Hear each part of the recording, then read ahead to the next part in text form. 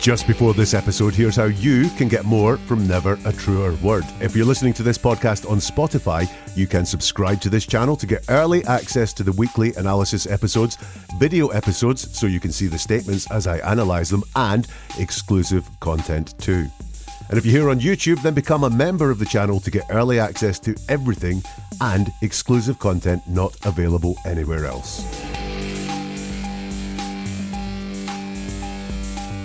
What would you say if you were accused of one of the worst crimes imaginable? Outright denial? Stunned silence? Or would you say, I'm too fat? Sarah's made comments too. You were the one that did this. Oh my God. Yeah, I had no. I can't even mow the yard. Do you see me digging a hole that big? Welcome to Never a Truer Word, where we look at the words that people choose to use to see if they're telling the truth, the whole truth, and nothing but the truth. Looking at what is said using my process of statement analysis, which anyone can learn to give themselves an advantage in understanding the world all around them. In this episode, we're going to look at the words of Stacey Wondra as he gets involved in the police investigation to help find missing 5-year-old boy Michael Vaughn. Now, Stacey claims he saw his wife Sarah bury the boy's body, and he's going to help them find it. Stacey then learns that Sarah is accusing him of murdering and disposing the body. Is Stacey the good guy here, helping the police, doing the right thing, or is he intrinsically involved in a sick crime? That's what we're going to look at as we analyse his words. And as we hear him talking to the police and trying to guide them to find this body, look for leakage coming out in his words, because the truth's inside him somewhere. Is it coming out, or is it being held back, and is he saying something else? We'll spot leakage of what the certainty is inside him, what he is sure of. Keep an eye out for Stacey's repeated concepts and ideas. What does he go back and say time and time again? And also look for signs of stress in his words. That's things like stuttering, especially on the word I, and ums and ers and so on. Keep an eye out for those things as we go inside the police station and look at Stacey Wondra. How are you? I'm here. Feeling okay today? I'm tired, but yeah. Yeah. Well, I'm hoping that you will help me a little bit more. I'm over here. I'm in your home. Okay. So I need a little bit more direction about where Michael is at. Go out the back door, or Okay. I can't. Can you turn the camera around so I can show you? We're flipping around right now. Stand by. All right, here. There you go. Okay. So I'm going out the kitchen door. All right, that's some equipment. That is some equipment. Okay. Where do I need to go? Okay, face to the right. Like right where the dirt piles are. Right where the dirt piles are. About how far off of the fence? Uh, Go ahead. Okay, walk over there and you point us to where it needs to be. okay.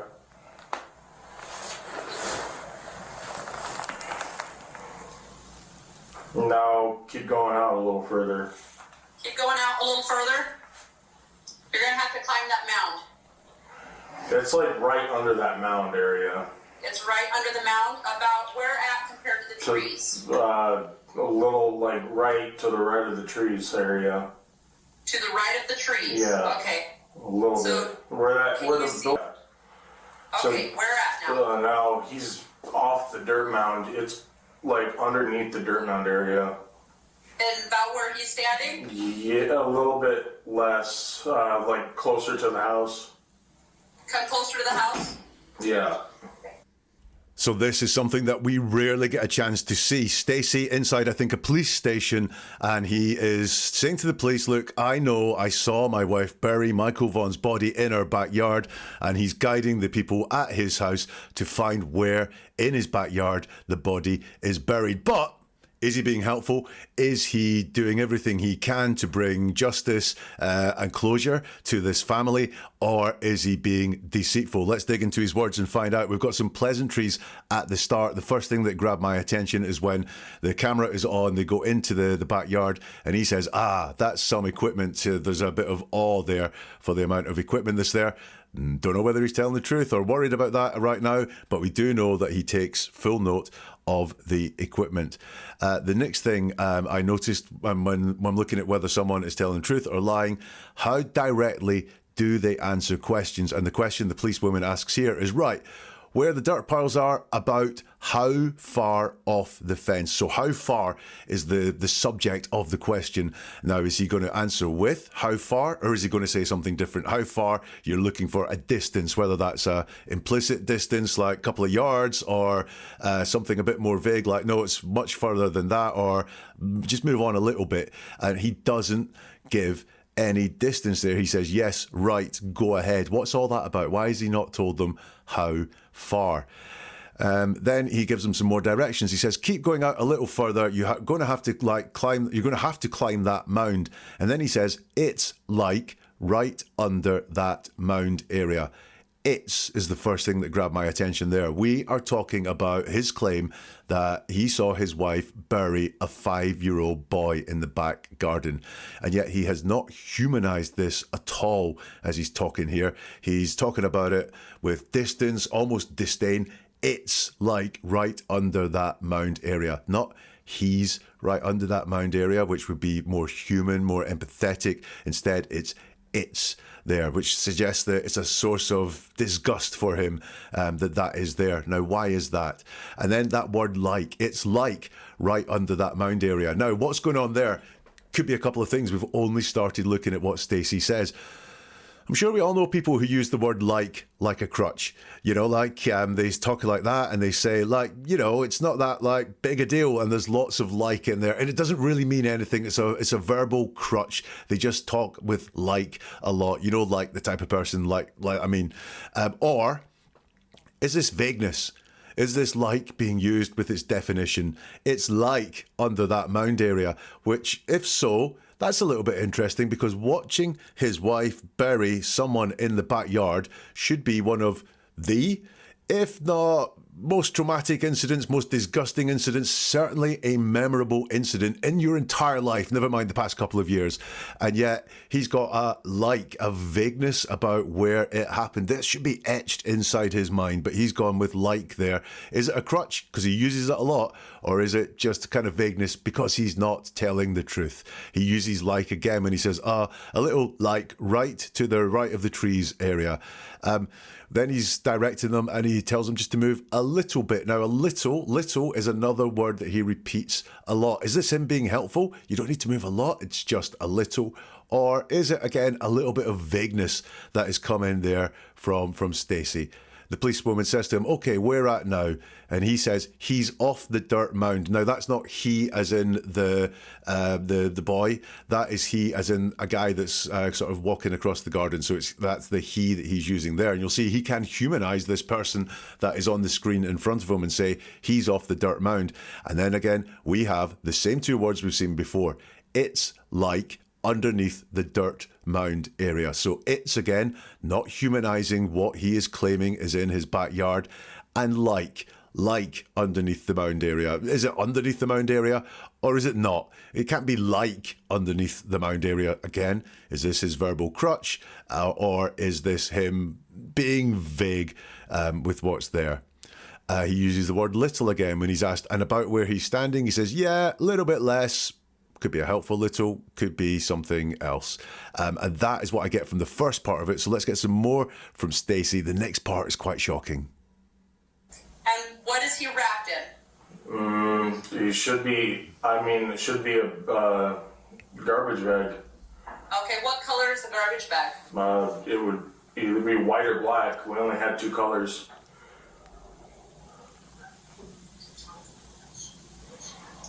I want you to direct him from the fence where that orange thing in his hand is. Where do we need to stop it?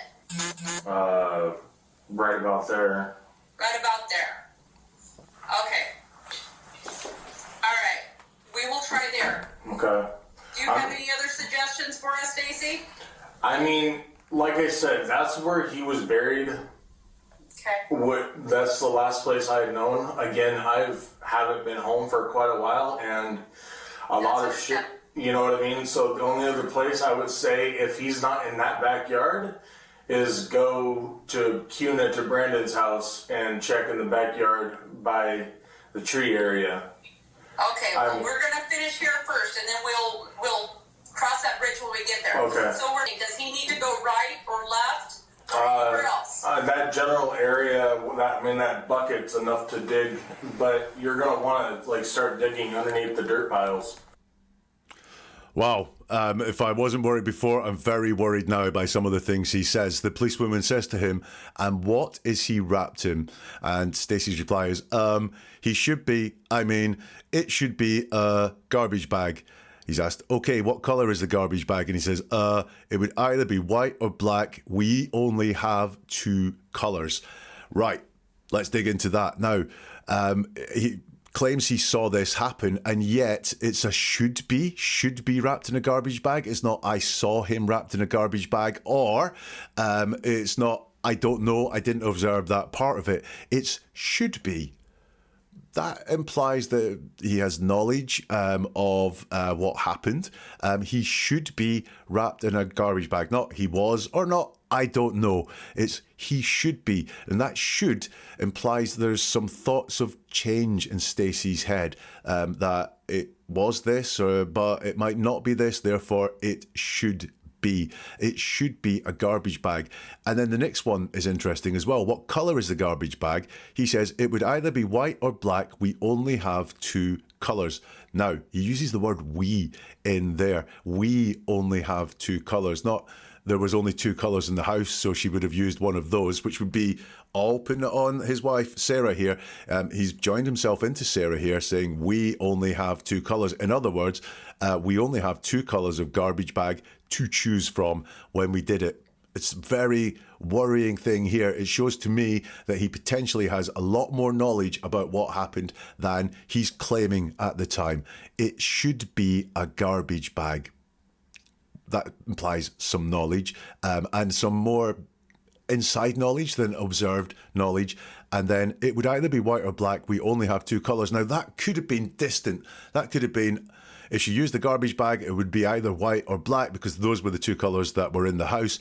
But no, he's joined himself in there, for me, a little bit too much to what has gone on. The next thing that I've noticed is, do you have any other suggestions for us, Stacey, is what the policewoman says. And he says, like I said, that's where he was buried. Now, lots of things going on in just that very short answer. Like I said, that's where he was buried. Okay, now, Stacey says, at the start of his answers a lot. And I think he's using this like when someone starts an answer with, well, or so, which annoys me when people do it, but people do it. And what it means, it's a flag of, I'm not going to answer your question directly, and I'm going to tell you why I'm not going to answer that question directly. As you can see, do you have any other suggestions for us, Stacey? And he doesn't say yes or no. This is a yes or no question. It's so there's some sort of explanation coming up here, and he's flagging up, I'm not going to answer your question directly. I'm going to talk about something else. The next thing he says after is like I said, and I see and observe like I said come up time and time and time again from liars. My theory behind it is that liars want to appear consistent. They want to look as if they are always saying the same thing over and over again, because if you're consistent, you can't be lying. You must be telling the truth. That's the way they think about it. So they like to not just be consistent, but point out they're being consistent with phrases like I said. So again, an indication here, a red flag that there is some lying going on. And then he says, that's where he was buried. Now, we've got he there for the first time, so that's not talking about it. That's talking about he, humanizing the person that this has happened to. But then he says, was buried. Now, that's past tense. And that is past tense about where the burial was, not when it happened. It's not that's where she buried him. It's that's where he was buried. And I think, again, along with the shoulds that we had earlier, he is aware that something has changed here, because he was buried, but he's not buried anymore. The only thing I would say on all of that, buried is slightly reassuring because buried is not downplaying what happened. So it's not that's where he was or that's where he was put. It's that's where he was buried. Buried is a much stronger, more visceral word, and he's not downplaying what has happened in his backyard by using one of those softer words, but he's gone with buried, which is quite a tough word. But I'm getting this sense there that he is aware that something has changed here, that basically that they are not going to find anything inside his backyard. He says, again, I haven't been home for quite a while, and a lot of you know what I mean. So the only other place I would say, if he's not in that backyard, is go to Kuna, go to Brandon's house and check the backyard by the tree area. That starts with again. Again, I haven't been home for quite a while. Now, again is like that, like I've said. I'm repeating myself, and I'm not just repeating myself to come across as consistent, but I'm telling you I'm being consistent. So maybe a truthful person will be consistent, but unless they're put under any pressure, when they're telling you things, they don't feel the need to point out that they're being consistent by using words like again, like I've said before, etc., when they're being asked these sensitive questions. And then again, we've got this sense that I think something has changed, that he knows this body is not there. He says the only other place, I would say. So he has been asked the question about any other suggestions, but he's saying the only other place. So again, we've got this concept, I think, leaking out from him that this body is not there. In other words, he knows a hell of a lot more about what has gone on than just observing his wife bury the body. And the only other place, I would say, is pointing out that there may be other places, he just wouldn't say them. So he's going to throw this to Brandon's house. Let's analyse the police officer now, because I love this. She, I think, leaks that she does not expect the body to be found in the backyard, because she says, we're going to finish here first, and then we'll cross that bridge when we get there, i.e. that when is saying, I think this is going to be fruitless and then we're going to have to look other places. It's not if we get there. We'll cross that bridge if we get there, would say that she thinks there's a chance of success going on here. But no. She doesn't, because she says we'll cross that bridge when we get there. He says, okay. Then she asks the question, does he need to go right or left or else?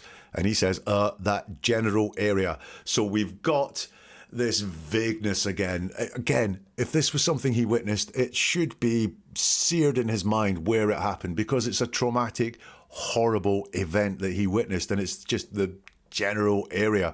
And then he digresses a bit. That bucket's big enough to dig, but you're going to want to start digging underneath the dirt piles. So we're now 2 sections into listening to Stacey guide the police to try and find, in his words, the body that his wife buried. But I'm seeing that there's a concept in his head that things have moved on, that this body is not going to be found. Okay, how far down is Michael? I don't know how far she actually dug, to be honest with you. About, give me an estimate. I mean, maybe 4 or 5 feet. 4 or 5 feet? 4 or 5 feet, that's probably taller than me. I like I said, you asked for an estimate, I'm giving you what, it's probably shorter than that. I don't have an exact idea. Okay, when she dug the hole, was she standing in the hole? She's standing outside of it. Okay, and was she using a regular shovel? I think it was a bullnose, or what do you call them, pointed ones. Okay, and did the shovel, was she able to stand on the outside of the ground and the shovel able to reach the bottom of the hole? Yeah. Okay, about how far down was the shovel in the hole? I don't know, let's say like 3 feet down. 2 feet down. I don't have like I said, I don't have an exact,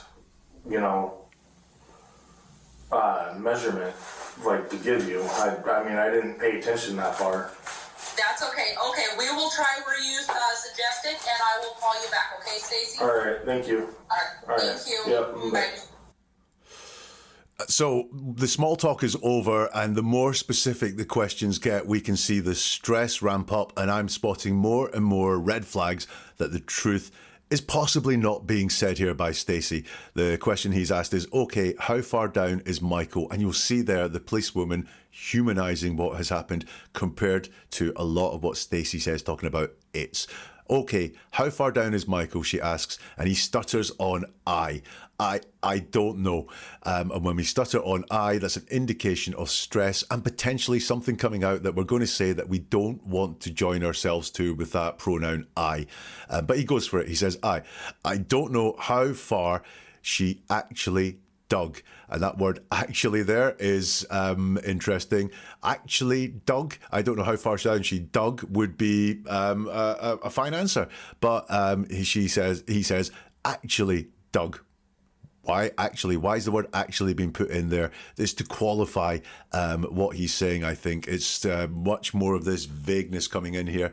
And he says, I don't know how far she actually dug to be honest with you. Now, why does he feel the need to flag that he's being honest at this time? I always say this, there's one or two things that are happening. Number one is everything else has been bull, and he's flagging up that this is the honest part, this is the honest thing. Much more likely is that, look, this is a lie. This is all concocted, and he wants to convince us that he is telling the truth by flagging that he is telling the truth. So he uses the words to be honest with you. He's asked about, give me an estimate. And he says, I mean, maybe 4 or 5 feet. So we have the vagueness there in, again, the maybe. And then he says 4 or 5 feet, or he's asked, 4 or 5 feet. 4 or 5 feet, that's probably taller than me, says the policewoman. And we have the stutter on I again when Stacey starts talking. He says, I. Like I said, you asked for an estimate. I'm giving you it's probably shorter than that. I don't have an exact idea. Lot to go there, but let's break it down and again remind ourselves that this would have been a horrific incident if he saw it, and he's claiming he saw it because he's saying I don't know how far actually. It was 4 or 5 feet, so he's not saying I didn't see. He's not just saying I have no idea, I've no clue about this. Actually, he does say I don't have an exact idea, but we'll come on to that in a minute. He's not saying I don't know what's going on here. What he is saying is changing all the time. So we've got the I. That suggests a stutter. It's a bit of thinking time. His head has not got the words together quite right yet. So he's I, and then here comes the words. Like I said is the next thing that he says. Like I said, again, this is him saying, I've been consistent. You're putting some pressure on me, but I'm being consistent. I'm sticking with the same thing that I've always said. Only you're not. You are changing what you've said here. More stutters. And he thinks better of saying I, and he says you asked for an estimate. I'm giving you what I mean. It's probably shorter than that. Now, it's probably shorter than that. All of a sudden, it was 4 or 5 feet, and now it's probably shorter than that. How does that work? How does that work? It's probably shorter than that. Well, wait a minute. A minute ago, it was definitely 4 or 5 feet, and now it's probably shorter than 4 or 5 feet. And he says, I don't have an exact idea. Now, that's interesting. Ideas are not exact. An idea is a notion, a fanciful thing that is there. I don't have an exact idea. Again, he doesn't have the words to say, I believe, because that would be inauthentic. He doesn't have the words to say, I didn't experience it. It looked about this to me or anything like that. He just says, I don't have an exact idea.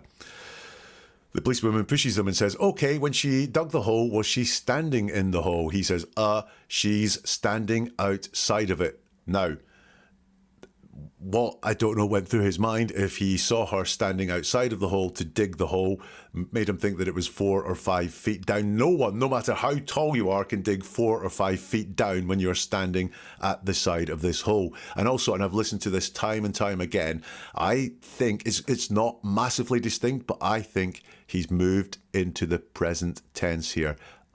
She's, as in she is, currently at this point standing outside of it. That present tense could come from the fact that he's making this up in his head right now because he's under pressure. He's been asked a question that he doesn't have a ready answer for in a lie. So he's having to make up and picture in his head right now what is going on at this moment, which is why he doesn't use past tense, because when our brain works, when we bring things back from our memory, we use past tense to describe them because we've already experienced them. Whereas when we're imagining something, making something up in our heads, we're experiencing it for the first time in the moment, and we may use present tense to talk about it. So she is standing outside of it. So lots of red flags now that this guy is not telling the truth. He's asked about what type of spade was it. He says, I think. So we've got, I think it was a bull nose, or what do you call them, pointed ones. So again, we've just got this vagueness that is going on there.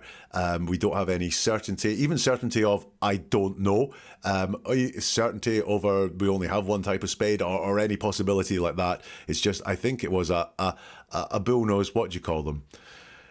He's asked then about the shovel. Was she able to stand on the outside of the ground, and the shovel able to reach the bottom of the hole? He says yes, even though when he first started talking it was 4 or 5 deep. And he's asked then about the distance. Okay, about how far down was the shovel in the hole? So what the policewoman is trying to do is get his memory to think about this, because we can picture the shovel. Was it halfway up the hill? Was it all the way down? Was it just, shovel deep?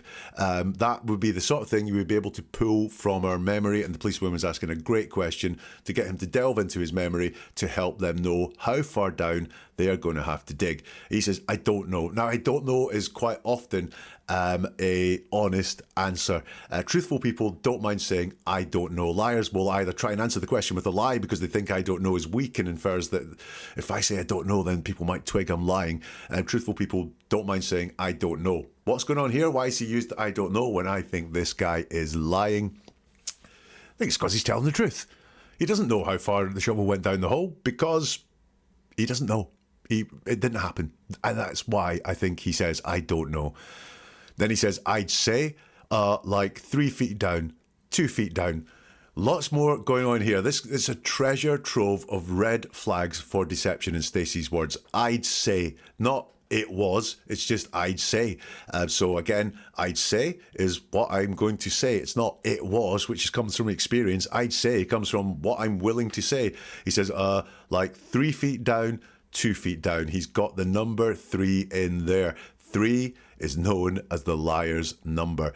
It's not something I was terribly convinced of, but I've studied this and I've seen this happen a lot.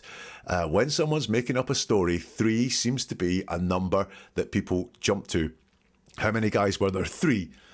Why is that? I don't know. Maybe it's because in certain situations, 3 is just a bit too many for our mind to cope with, so it allows for some vagueness. 2 or 1, we would be able to give descriptions of the guys, or if we said, how many times did you try something? 2, we could remember very fully. 3, I don't know, it's about 3. So 3 is a red flag. Look, when someone tells you something happened 3 times, or there were 3 people there, or whatever it was, it doesn't prove that they're lying.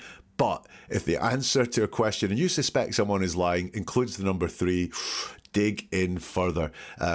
3 feet down, 2 feet down. So this hole has gone from 4 or 5 feet to 2 feet. That's a hell of a difference here. So we have something going on here with Stacey that I don't believe he's telling the truth for whatever reason.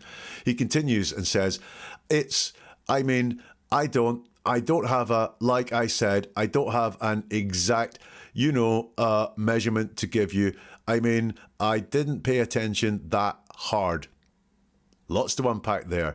I don't have a, like I said, I don't have an exact, all of that is fluster and stress. He doesn't know what to say for the best here. He's making it up in his head, and our conscious brain goes very slow compared to our subconscious brain. So when we're sitting talking and we're just yakking with our mates, the words are coming from our subconscious brain really quickly to our voice boxes, to our mouths, and they come out. When we're talking with our conscious brain, which we will do when we're under stress, or we want to make a good impression, or we want to really give a considered and honest answer, it all comes much slower from the conscious part of our brain. So the conscious part of his brain is thinking about what are the words that I want to say next. The subconscious part is giving all this babble. I don't have a, like I said, I don't have an exact, So he doesn't have an exact, we know because he's given us 5 feet to 2 feet, but we're not after an exact, we're after something, anything, an approximation, and he's gone from 5 feet down to 2 feet down. We have like I said again. Now that, I talked about crutches earlier, that seems to be a crutch to me. Like I said, look how consistent I'm being. So I think here he's caught in a real bind, and he's used like I said a lot to try and make himself sound authoritative, consistent, and telling the truth. But the thing is, he's flagging up that he's being all of those things, whereas truthful people don't feel the need to flag these things up. So like I said, I don't have an exact, measurement to give you. I mean, I didn't pay attention that hard. Someone's burying a 5-year-old boy in your back garden and you didn't pay attention that hard. Really? You expect us to believe that? Just a very interesting form of words. It's his get out of jail card, I think. I didn't pay attention and it's that hard. That suggests that there was some attention being paid there. She says, that's okay. Okay, we will try and reuse the suggested and I will call you back. All right, Stacey. He says, all right, thank you. All right, thank you. Yep, all right, man. So we can see the difference in pattern when he is talking and using it's just small talk compared to this massive stress thing that is going on when he's asked other questions, more detailed questions about what he's experienced. His small talk pattern, very different from when he is talking about these things that stress him.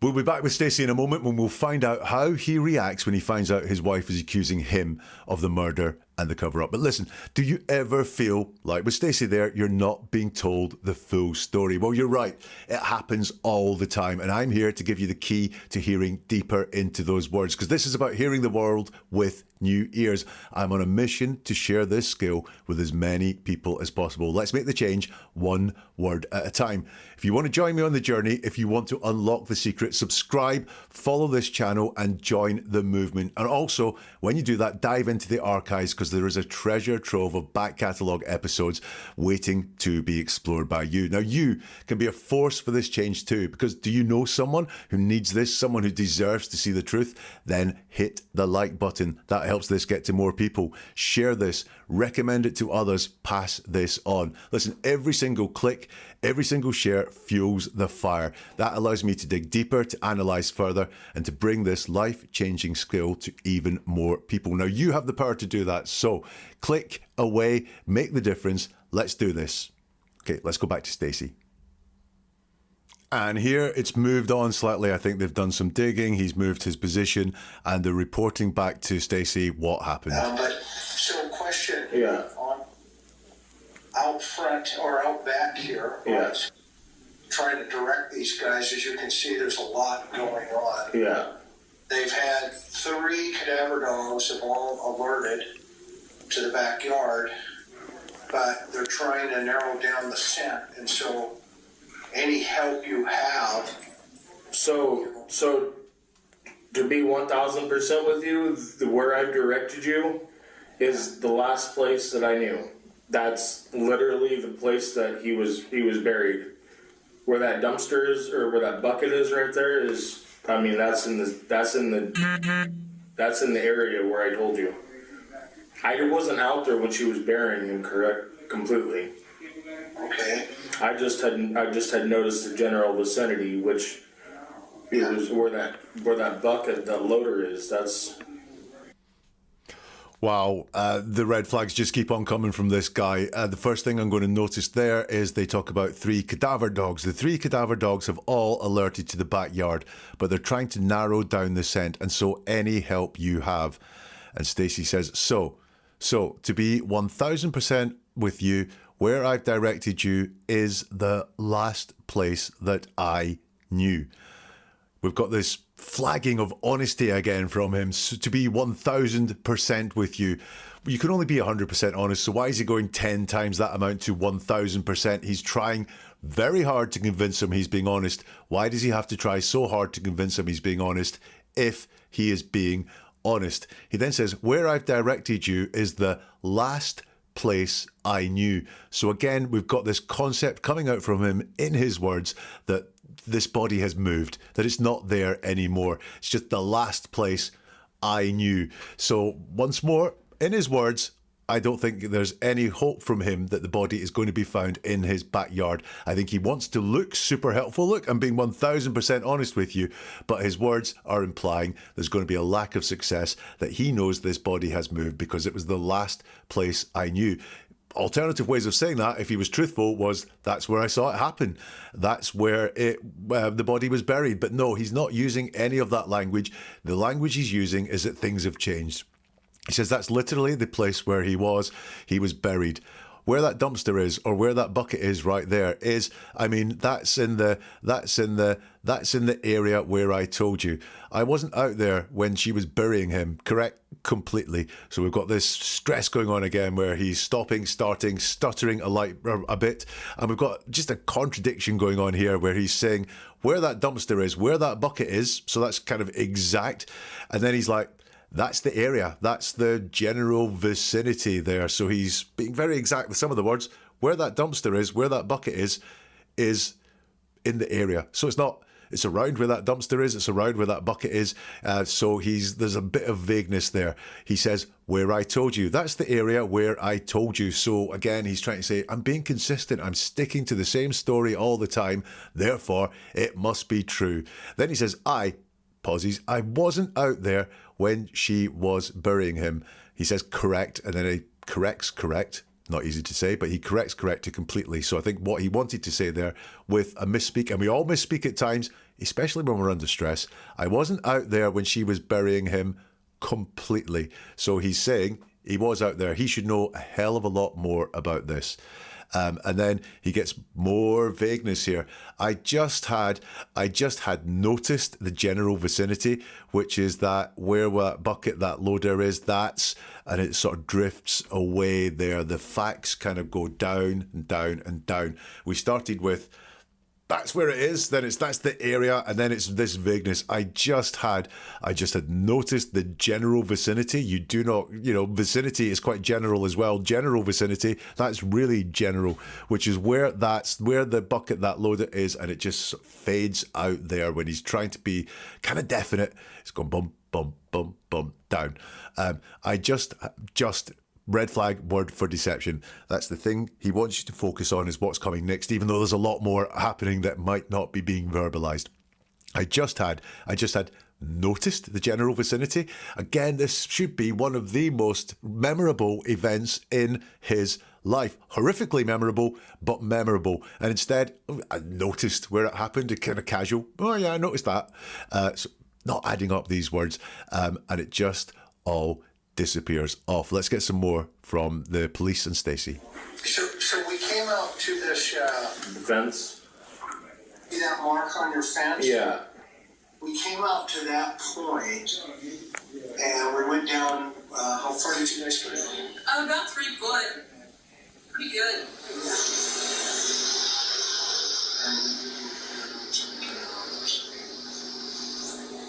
Yeah, we're down about 3 foot. Pretty deep. Yeah. I didn't see anything. How close was he to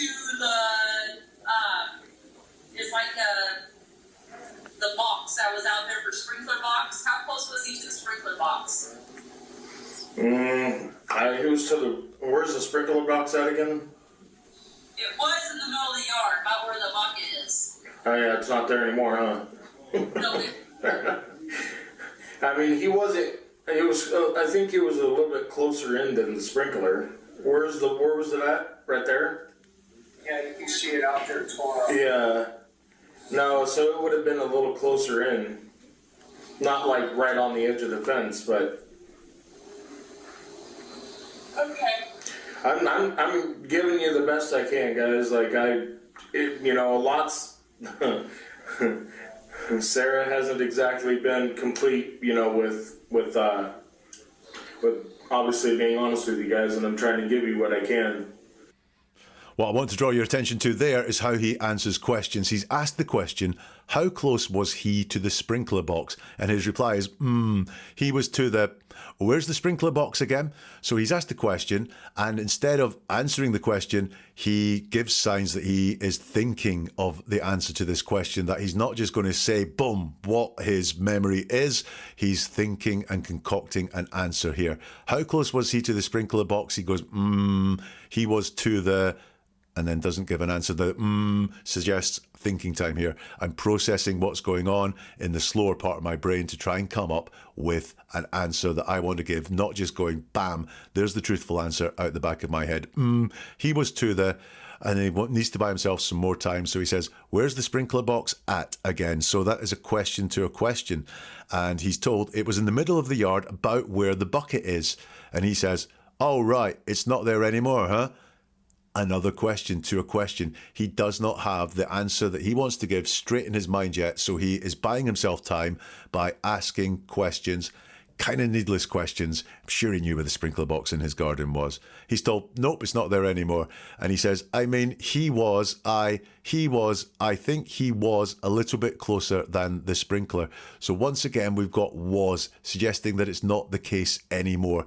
Again, leaking out, I think, from Stacey's brain that he knows the body, if it was there, has now moved and is somewhere different.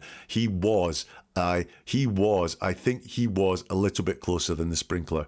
Where was it at? Right there. He says, yeah, you can see it out there. And then he says, yeah, no, so it would have been a little closer in. So once more, we've got all this vagueness. There's nothing exact coming down from this guy at all. Yeah, no, filler words. Yeah, no, so I'm giving you an explanation here. That's what what's he saying. It would have been a little closer in, not it was a little closer in, but it would have been a little closer in. Not like on the edge of the fence, but okay. And then unprompted, but I think he realises that this is not coming across as the most helpful thing in finding this body. A stutter on the word I. He says, I'm giving you the best I can, guys. Like a lots. Oh, this is stress. The stutter on the I, telling him I'm giving you the best that I can. Like a lot. Then he says, Sarah hasn't been exactly been complete, with obviously being honest with you. Very, very confused. It was hard for me to read there. Sarah hasn't exactly been complete, with obviously being honest with you. What he wants to say is Sarah hasn't been completely honest with you. Very easy to say unless you're stressed and you're trying to form all these words in your mind. He uses the word obviously there. That's a convincer. He's saying it's obvious. If you guys don't see how not completely honest she's been, you're a bit dumb, because it is obvious that she's not being completely honest with you guys. And he says, I'm trying to give you what I can. I'm trying to give you what I can. Now, try always implies failure. I tried to fix the broken window. I tried to make it on time. These things all mean that the outcome did not happen. That means I was late. I tried to make it on time. Also means I was late. I'm trying to give you the best I can, not I'm giving you the best I can, suggests that he is trying at something. So many red flags from Stacey, and I think the most interesting is still to come. Yeah, because I've already told Brandy, and that we were over here and what we were doing. Mm-hmm. So her whole family is just tore up right now. All the kids are crying, they're crying. Yeah. And I think the sooner we can get this done, the better it's going to be for them. Yeah. So you said what are they called, the cadaver dogs? Yes. Oh, so you said that they were hitting on the backyard though, right? Yes. Well, so that's what I like to hear, because that just confines in the information that I'm providing you guys. I'm distraught, I want this, I want this to be done and over with, This family suffered way too long, and, Have you spoke to my mom since yesterday? No, I've been here the entire time. Have you? Okay. Well, last night I was just going through a lot of mental stuff, and I told my mom that what I told you guys was a fable, but it wasn't. I was going mentally insane reversing things in my head, worried about that I told you guys something wrong. But just if you guys talk to her, let her know that, you know, everything I've given you, I mean, the dogs are pointing to it and everything else, you know. So, I mean, I've got you guys in the right direction. This starts with the policewoman, and I think she's very, very good. She's trying to push some buttons here. She says, I've already called Brandy, told them that we were over here and what we were doing. So her whole family is all torn up right now, all the kids crying. I think the sooner we can get this done, the better it's going to be from them. From my understanding, Brandy is Michael Vaughn's mother. And look, he completely ignores that. Again, it's a very human situation. It's a situation that's focused on this young boy and his family and these people being upset. And instead of dealing with any of that, he says, so you said that the what are they called? Cadaver dogs? Yes. And he talks about the cadaver dogs. They're hitting on the backyard, though. He completely ignores this very human, real point that's put to him and talks about the cadaver dogs. And why he's talking about the cadaver dogs is because the cadaver dogs have hit on something in the backyard, which gives him, as he sees it, proof that he must be telling these guys the truth. So he says, well, I mean, so that's what I'd like to hear, because I mean, just confines in the information I'm providing you guys. I think he means confirms, but he says confines. So that's what I like to hear. Not that's what I would expect. That's what I like to hear. Does he feel like he kind of got a lucky jackpot with that one? And I like to hear it because, I mean, it just confirms, I'll use that word, just confirms in the information I'm providing you guys. So he was very happy to hear about these cadaver dogs. And instead of talking about how upset Michael's family is about what's happening, he goes, whoa, I'm going to talk about the cadaver dogs and how they prove that I am right. Then he says, I mean, I'm distraught. Now, did you see him talk about being distraught? He could not look less distraught if he tried. He was over to one side with his hand on his head. Well, I don't know what was going on there. But we've got more of this, I'm just distraught. No, there's a lot more going on inside you, I think, but you only want us to focus on distraught to see what a nice, helpful guy you are, Stacey. I'm just distraught. I think you're fighting for your life right now. There's a lot of stress. There's a lot of bull coming out your mouth. I want this, I want this to be done and over with, I believe that. Whether he's guilty or innocent, you would want this to be done and over with. Then he says, this family suffered way too long. Now, this family makes it sound like he's talking about his family. It's not that family. It's this family suffered way too long. And and then, just like with the cadaver dogs, he does another woomph away from the family and the effects on people. And he says, have you spoke to my mom since yesterday? And he says, well, last night I was just going through a lot of mental stuff. There's that word just again. I was just going through a lot of mental stuff. So he's trying to focus us down on just this one little thing that he wants to talk about, just the lots of mental stuff. Not very specific there at all. Not very visceral either. It's kind of distant. I was going through some mental stuff. Not I was really struggling mentally or, very close words like that. I told my mom that what I told you guys was a fable. Fable's an interesting word. It's a very old word, almost a childish word, which is interesting when he's talking about talking to his mother. And I think if you dig into this, him and his mom have weird relationship or had a weird relationship, or there's something a bit strange going on there.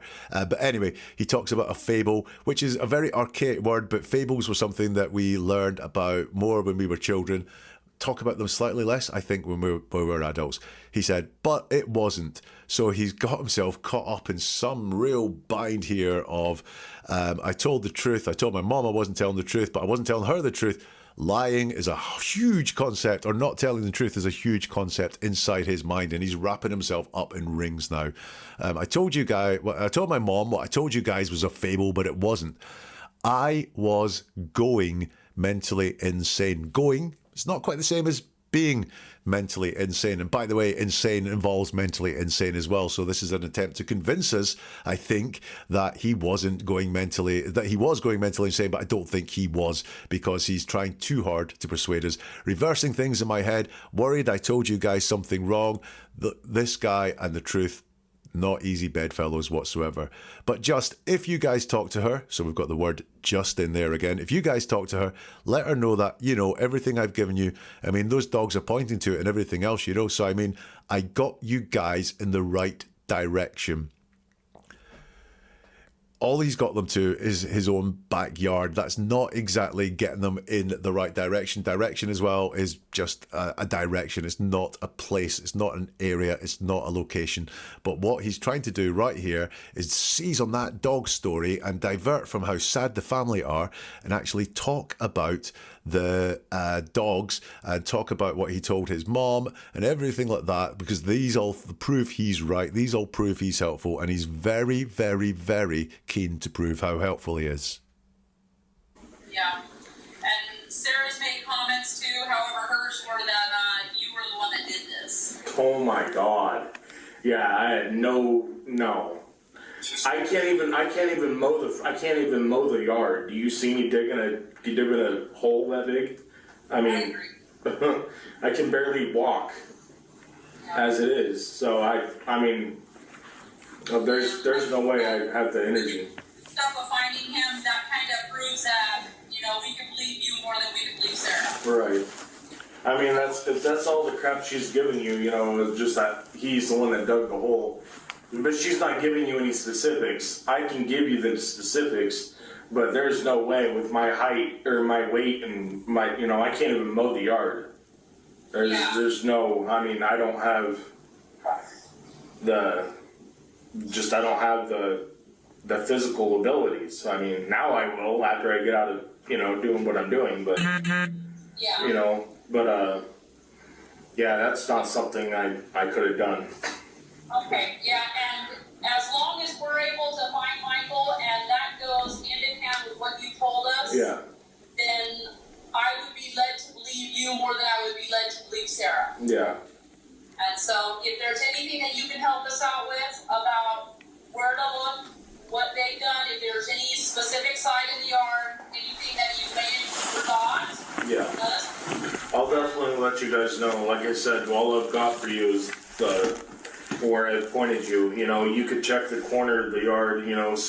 Like I said, Sarah, could have done something with it when I wasn't home. Knowing that she knew that I had seen where she was digging. So maybe she just wanted to keep, try to, keep it as a confusion. I mean, she's pretty scandalous like that. So the police dropped the complete bombshell on him there by saying that his wife, Sarah, is accusing him of murdering the kid, Michael Vaughn, and also burying the body too. It's put to him, Sarah's made some comments too. I mean, that's understating it. She's made some accusations. Sarah's made some comments too. However, hers were that you were the one that did this. And his response is, oh my God, no, I can't even mow the yard. So that's not a denial straight away. It's, oh my God, a natural reaction. Yeah is the first word he says to that. Then no. So is his thought process going there? He's just said yes in response to you were the one who did this. No. So he says no twice, almost to wipe out one of the yes and then to have another no on top of it.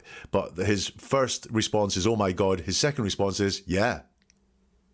Why? Yeah. No. I can't even, and we've got this stress going on there where he's not been able to form the words there to rebut this allegation. And his rebuttal is not, I didn't do it. It's, I can't even mow the yard. And then he goes into a sort of persuasive mode where he tries to put a picture in people's heads of how he couldn't do this. Do you see me digging a hole that big? I mean, I can barely walk as it is. First of all, that's not a non-denial. Sorry, that is a non-denial. He does not deny what is put to him there. He just tries to paint a picture to say that I couldn't do this because I'm fat and unhealthy. Do you see me digging and I think he's going to say grave there and realizes that's a really horrible, strong word. So he changes it to hole. Do you see me digging a hole that big? So this hole that he was talking about, that he did not know how big it was 5 feet deep, it was 3 feet deep, 2 feet deep. All of a sudden, he knows exactly how deep it was, how big the hole was, because he says that big. He's showing there, leaking out, while he's desperately trying to think about how he deals with this allegation. He knows exactly how big the hole was because he knows it. He says that big. I mean, I can barely walk as it is. I don't know. That is certainly not him saying, no, I didn't do it. No, she's lying. None of that whatsoever. He's trying to persuade and convince with a manipulative tactic, an influencing tactic, which is, can you picture me doing that? And if you can't picture me doing that, then I could not have done that. It is not anything there that credibly denies the accusation. So, I mean, there's no way I have the energy. Have is in the present tense.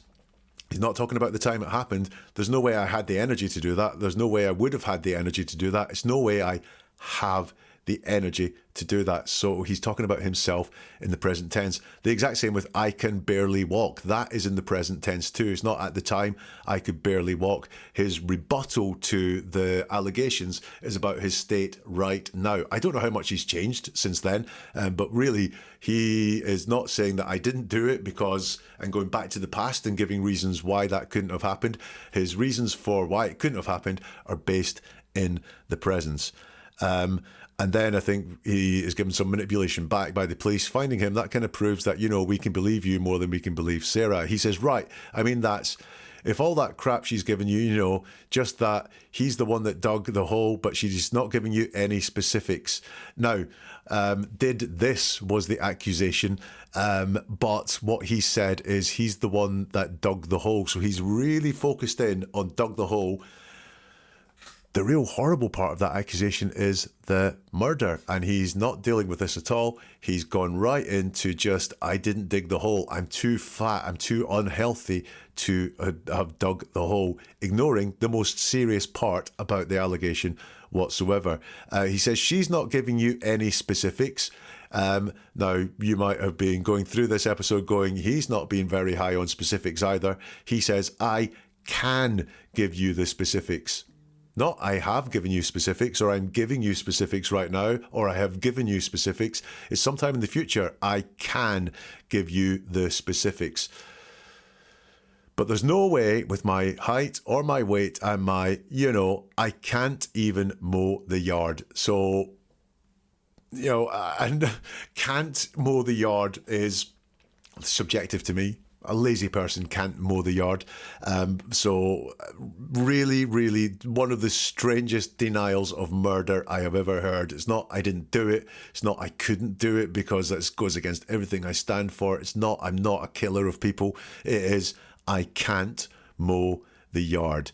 He carries on. There's no, I mean, I just don't have the physical abilities. I mean, now I will after I get out, you know, of what I'm doing. But, you know, yeah, that's not something I could have done. So once more, he's not denying that he did this. He's saying he couldn't have done it. It wasn't possible for him to do. Not, I didn't do that. Sarah did that, or someone else did that. But it certainly wasn't me. He's just saying that in his head, with some very fuzzy logic going on, I couldn't have done it. It, you know, wasn't capable of doing it, but it's very, very fuzzy logic. Again, it's in the present tense. I don't have the physical capabilities. And then he says, that's not something I could have done. Again, that's not denial. And denial would be, that's not something I did, or I did not do that, but it's not something I could have done. The policewoman keeps on with the manipulation, and I'm not saying this is bad manipulation. She's trying to solve a crime, a very serious crime. As long as we're able to find Michael, and that goes hand in hand with what you told us, then I would be led to believe you more than I would be led to believe Sarah. So she's saying, you can tell us the truth here. And so if there's anything you can help us out with about where to look, what they've done, if there's anything, any specific side of the yard, anything you think we forgot. And he says, yeah, I'll definitely let you guys know. Like I said, all I've got for you is where I pointed you. You know, you could check the corner of the yard, you know. So again, he's very light on the specifics, but he says, I'll definitely let you guys know. Now, again, keeps saying this must have been, if what he says is true, such a memorable event. But what happens? He ends up being, yeah, if I think of anything, if I remember anything, then I'll let you know. He goes back to one of his crutches. Like I said, look, I've been consistent with all this. Like I said again, like I said, Sarah, could have done something with it when I wasn't home, So once more, we have this possibility in his head that this body has moved. I think he knows it has moved. Whether he moved it or whether he just knows it's not there anymore, that keeps tumbling out of his head. He's more talking about how this might not be there in his backyard than how the body might be there in his backyard. Sarah, could have done something with it. Again, dehumanizing what's going on with it when I wasn't home, knowing that she knew that I had seen where she was digging, so maybe she just wanted to keep, keep it as confusion, Is the confusion coming from Sarah here, or is the confusion coming from the guy who can't say where this horrible thing that he witnessed happened in his backyard? I don't know how big his backyard is, but, he should be able to be more specific about where it was. And once more, we have the concept that the body's there. And he finishes by saying, she's pretty, scandalous like that. So, and you'll notice again, the facts come down a notch, and what he's saying is dribbling out, which is a sign that no matter how he's trying to point out that he's being honest, being helpful, and just helping be convinced of all of this, he does not have that conviction, because the more he talks, he runs out of steam and trying to convince us of these facts. Let's get some more from Stacey. Yes, Detective Keller said she threw you right under the bus. No. When they came through the door with the search warrant. Nobody even asked her any questions. She just flat out said it. She just flat out said Stacey did it all? No, she said Stacey murdered him and buried him. Oh my God, dude. That is the most... Wow, man. That's definitely not what I did. I didn't do any of that. And you're going to find out as soon as you guys locate him. Like I said, I wanted no part in that. None. Is the duct tape still going to be over his mouth? It should be. Okay. I didn't watch take them off. Okay. So you should have everything intact as it was. How long, give me an approximate time frame it took her to dig and bury? I don't know, I'd say probably between a half hour to an hour-ish, I want to say. I mean, I think Adrian was helping her, if I'm right about that. I mean, Adrian's Brandon wasn't anywhere around that. But I know Adrian's, pretty decent, skinny dude, so his abilities, and he's taller, so his abilities are a little more, spread open, wide open than... So that's the last part we have from Stacey. It's put to him, Detective Keller said she threw you under a bus. That's talking about Sarah. He goes, no. When they came through the door with the search warrant, nobody even asked her any questions. She just flat out said it. And he says, she just flat out said, Stacey did it? Did it all? Did it all? Interesting choice of words there. He obviously has a concept of what all is in his head, knowledge of what went on. And he's told no. And then the accusation is put to him again, no. She said Stacey murdered him and buried him. And his reply is very typical of the one that we've seen when this is put to him. It's, oh my God, which is the same words as he used last time. Oh my God, dude, that is the most, wow, man. Well, that's really not a denial. So he moves on to something that resembles a denial. That's definitely not what I did. I didn't do any of that. And you're going to find out as soon as you guys locate him. So that's definitely not what I did. Definitely is a persuasive term there. So he's turning up the severity. That's definitely not what I did. Not, I didn't do that. That's not what I did. He puts definitely in, which doesn't change the meaning of the sentence, but changes the severity of the sentence. He's trying to convince us and persuade us that this is definitely not what I did. And what I did, that's definitely not what happened. What I did is taking ownership in his head. So he's saying he did something, but that's not what he did. So he is saying there, he did something. Then he thinks better of that, I think, and says, I didn't do any of that. And you're going to find that out as soon as, you guys locate him. Like I said, I wanted no part in that. None. And wanted is the key word there. Like I said, I wanted no part in that. None. That's not I had no part in that. That's I wanted no part in that. I would imagine there's a lot of killers who wanted no part in what happened, but they did have a part in what happened. So again, this is leaking to me that he is a lot more involvement going on. He's asked, is the duct tape still going to be over his mouth? He says, it should be. Should? Well, what's going on? Because he's just come and said that Sarah may well have moved the body and touched things when he was out the house, but all of a sudden the duct tape should still be on the body. A leakage there. Again, I think he knows what has happened, where this has moved to, and the state of things. And then he qualifies himself and says, I didn't watch them. I didn't watch them take off. I didn't take them off. I didn't watch them. I didn't take them off. Doesn't make a lot of sense, but I've got the word watch in there. I didn't watch them. It's not I didn't see them. It's I didn't watch them. So he really knows that something happened here. He says, okay, so it should have everything intact as it was. How long? Give me an approximate time frame it took her to dig and bury. So this is, again, being asked about his memory of this really critical, visceral thing that happened to him. How long did it take? And he says, I don't know. I'd say probably between half an hour, hour-ish. Vast differences again in his estimations. He's not very good at recalling any of this, so I'm not sure that he experienced it. He says, I think Adrian was helping her, but right about that. So Adrian has come from nowhere in all of this. He may have mentioned Adrian at other times to the police, but he's not mentioned Adrian at all in any of his recollections around about this. Adrian's pretty. Brandon wasn't anywhere around that, but I know Adrian's, pretty decent, skinny dude, So his abilities, he's taller, so his abilities are a little bit more, spread open, wide open than...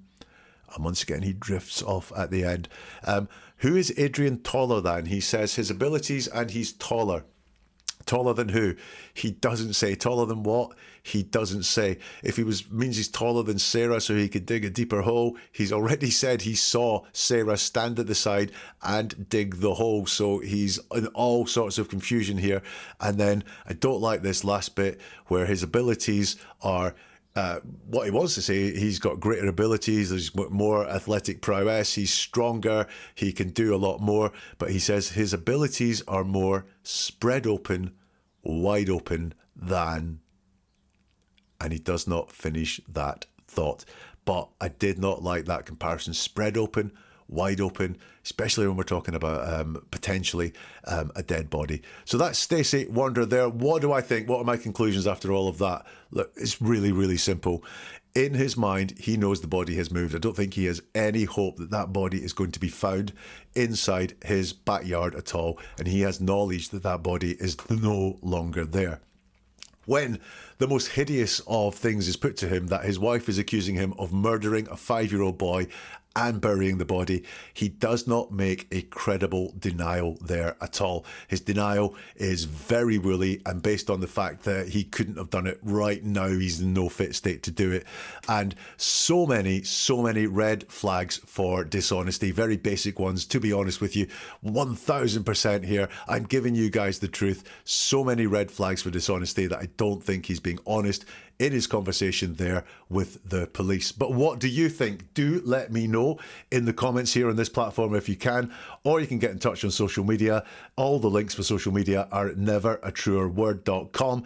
Also there, you will find a whole load of podcasts, videos where you can dive deep into the words that people say. You can also become a member of this channel on YouTube or a subscriber on Spotify to get early access to more episodes like this and exclusive ones as well, so you can dig even deeper into the words that people say. That's neveratruerword.com, and we'll see you soon for something new from Never a Truer Word.